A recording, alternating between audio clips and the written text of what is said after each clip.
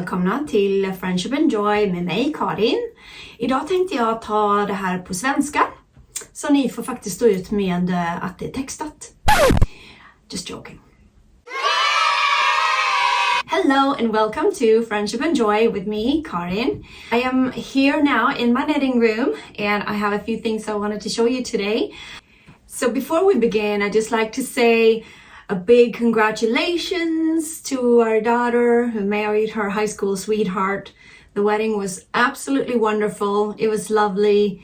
We had family from Sweden, we had family from California, and family from all over Canada that came to the wedding. So it was just an absolute blast and a beautiful, lovely, wonderful evening. So now that is all done and taken care of and fall is here. It kind of felt like immediately after the wedding, the weather went from summer to fall. Boom, done. And here we are. It's kind of cold, it's kind of chilly. We've had to turn the heat on, the fireplaces are going. And this is actually my favorite time of year in Canada. I absolutely love the fall. I have not experienced fall this beautiful anywhere else. I love Florida, but they don't have seasons there. And in Sweden, often the fall is mostly cold, wet and rainy and just dark. So here we have beautiful sunny days, cool, crisp air, blue skies, and glorious colors in the trees, which is wonderful. I'm burning a pumpkin spice candle here, so I'm getting like that cozy feeling of fall, which I love. And also at the moment I'm just beginning to knit the body of another Nordic sweater. This time it's for my nephew that I'm knitting for, and it is going to be a traditional style Norwegian sweater with blue, navy blue, a little bit of white in the pattern, and then a tiny touch of red at the very top. So it's going to look very Norwegian, and that I think it's going to look really, really good on him. I can put in a picture of the pattern. I don't remember what it's called, but I'll put in a picture of the pattern. I found it again on Ravelry, like where I find everything that I want to knit. I also just wanted to mention the sweater that I knitted for my son-in-law. It turned out really, really nice. That pattern is the Afmeli sweater, and it looks like this. And I've made so many of these sweaters. It's actually a very, very well written pattern. And I knitted it instead of using the Lopi Icelandic wool, I used a merino wool, so it was nice and soft, and it turned out pretty nice. And speaking of Ravelry, a lot of the patterns there you do have to pay for, but ever so often there is a free pattern. And I did mention in the past the Liliana mandala blanket that I was in love with. I crocheted in the spring for my goddaughter.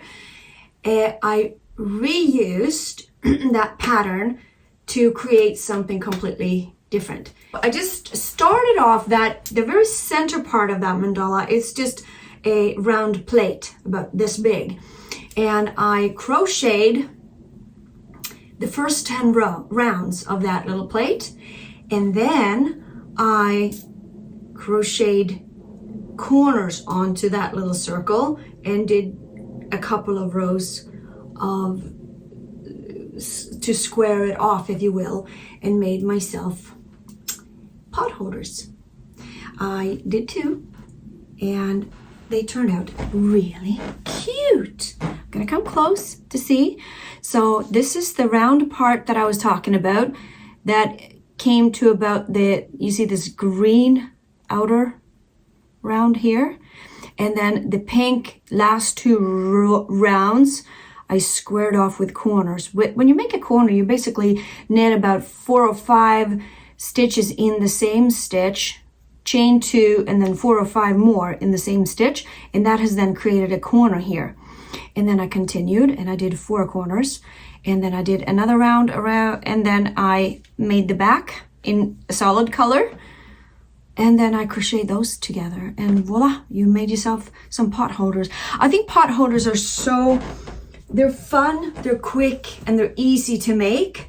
And in this case, I thought that little round plate in the beginning of that blanket was perfect to create some interest. And I just squared off. You could potentially leave it as round too, keep going a few more rounds till it's large enough. But when it comes to pot holders, I actually think the corners are very usable, because often you fold down like this, and I feel like you get more of a grip when you have a square. The only thing you should think of when you make pot holders is to use proper cotton yarn. I actually don't know if you can make them in wool. I think it's supposed to be cotton, and you want to think, if you are a loose crocheter like I am, you want to, loosey-goosey, you want to go down a size in your crochet hook, because you should think hard and dense. You want as little gaps as possible. And I always feel comfortable knitting a back as well, like so that you don't burn yourself in the oven. It's pretty self-explanatory. Next time I make these, I'm actually gonna get a slightly thicker cotton yarn to make them a little bit more robust. But yeah, I think they turn out quite lovely. And again, you can find this pattern on Ravelry. It is published by Hooked on Sunshine, and they come I've talked about this blanket before. It comes in 11 different sections or parts, and this is just the very, very first part of it. And I didn't even finish the first part. I only did the first 10 rounds, and then I squared it off with my own just half double crochets, and then corners, and then one more row of half double crochet, and then I crochet them together. So that's one little project that I made. Busy making the Norwegian sweater. I had started this is the beautiful yarn that I picked up from Ruby and Roses, and I've started another fascination shawl. It's just so much fun. There's so many different techniques in this one, and it creates a beautiful shawl. Borderline too big, so I'm not sure if I'm gonna continue all the way, because the one I made for my sister ended up hanging down to her knees. I don't know if it's me who has a gauge problem. That could very well be, because that leads into the next part of what I wanted to talk about today. Gauge and swatching. I am notoriously bad at swatching. I never do it. I'm too impatient. I just dive right on in, and I crochet, or I knit what I want to knit. Who has time for swatching?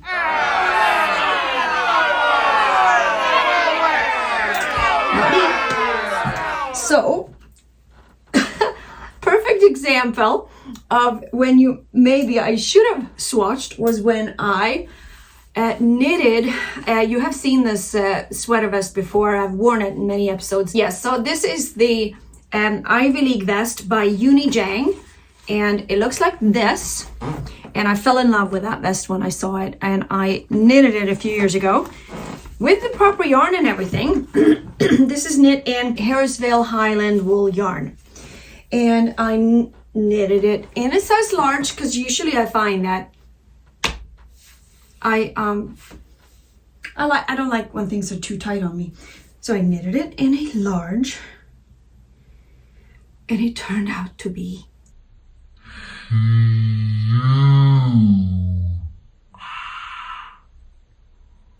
and I don't know why, but it turned out to be this big. It's big enough. I mean, how big? Why? I don't know. I really don't understand. I must have done something wrong, but it's pretty massive. I mean, I can try it on and you'll see how big it is. I don't know how it ended up this big. And I didn't really pay attention to how big it got until after I cast off. But it comes down below my butt.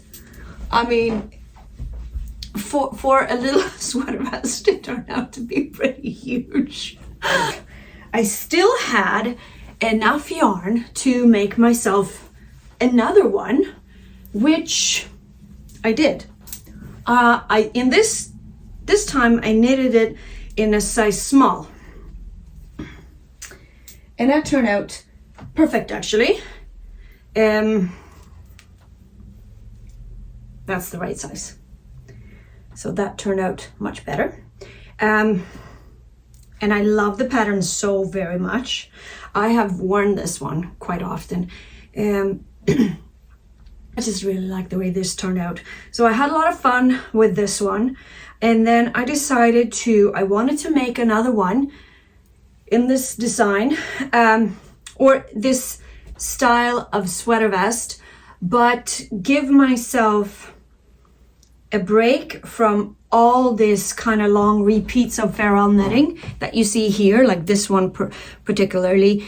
You have a fairly long repeat because there are two different medallions in here as well. So I wanted to just do something like these smaller repeats, like these smaller ones. I wanted to make a vest with nothing but those easy kind of little brick pattern in the colors. So I made myself a third one, and you've seen this one as well. And I only did these little smaller parts, the whole vest. And I also think that turned out very well. And it's a nice vest to wear now in the fall as well. I like the colors in this one. It feels like my fall vest, where the other one feels more like a spring vest. So what I'm trying to have said with this is that even though you knit with the right yarn and with the right size, or sometimes your gauge is just completely off, and I don't really understand why one turned out to be so very big, because it doesn't even add up with the measurement. Like, it's larger than the extra large in this, like the pattern, it measures completely different. So I must have done something very, very wrong. So I don't know what to do with this one now. It is large enough to suit a man, but I don't think that it's a particularly manly vest. No man that I know wants it. I don't know what to do with it. But yeah, maybe we'll go in the donation pile. I don't know. Does that mean I have learned from my mistake? Am I going to swatch from now on?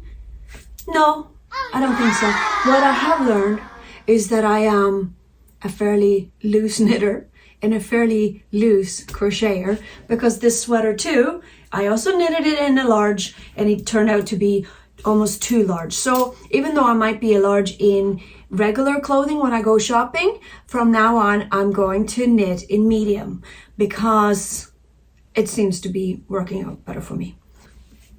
The last top that I knitted, the Nomad Tee, the sideways sweater, I did, that was the first one that I knitted in a medium, and it actually turned out perfect. So I think instead of swatching, I probably will never do that, even though I should, I won't.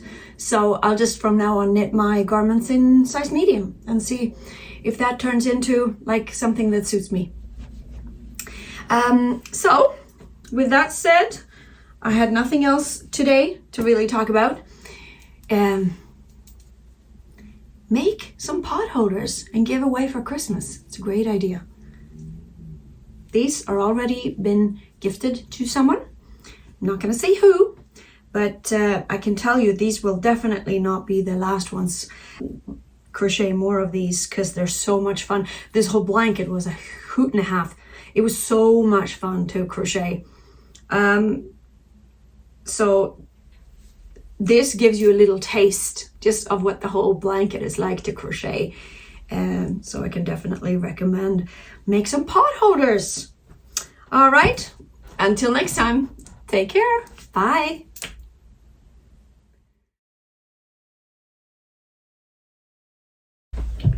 Where did they go?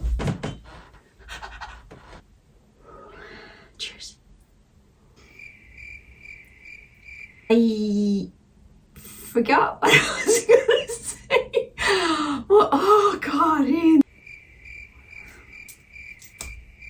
remember her name. It is the Ivy League sweater vest by